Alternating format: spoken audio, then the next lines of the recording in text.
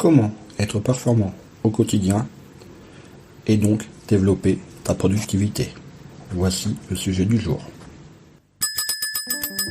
Marketing, études de marché, référencement, podcast, réseaux sociaux, monétisation. Le monde de l'entreprise n'est pas un long fleuve tranquille. Alors chaque jour, les clés du business vous permettent d'y voir plus clair avec des conseils et des astuces. En préambule, je tiens à préciser que la méthode dont je vais te parler est issue du livre La semaine de 4 heures de Tim Ferriss. Dans cet ouvrage, l'auteur explique comment être productif en toutes circonstances.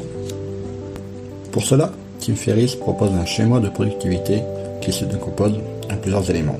Ainsi, dans tout business, il convient par exemple de supprimer ce qui n'atteint pas le but désiré. Pour cela, quelques questions. Premièrement, est-ce que la tâche que tu veux réaliser t'amuse? Si oui, il faut alors la planifier et la faire le jour prévu. C'est toujours plus cool de faire quelque chose que l'on aime, non? Deuxième élément, si la tâche que tu veux réaliser ne t'amuse pas, est-ce qu'elle va te rapporter de l'argent? Si oui, alors délègue-la. Dans ton réseau ou sur internet, tu trouveras facilement des personnes qui seront capables de réaliser ce que tu veux, surtout à l'heure actuelle. Certes, contre rémunération, mais comme au final tu vas gagner de l'argent, c'est vraiment un plus pour toi.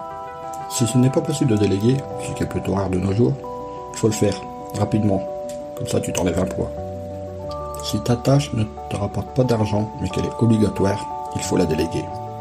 En effet, même si tu payes quelqu'un pour réaliser ta tâche, pendant ce temps-là, toi, tu pourras faire autre chose, et qui te rapportera et qui sera plus agréable, non? Dernier élément à considérer, si ta tâche ne t'est pas amusante, qu'elle ne te rapporte pas, et qu'elle n'est pas obligatoire, supprime-la. Pourquoi se comparer doit changer d'utile?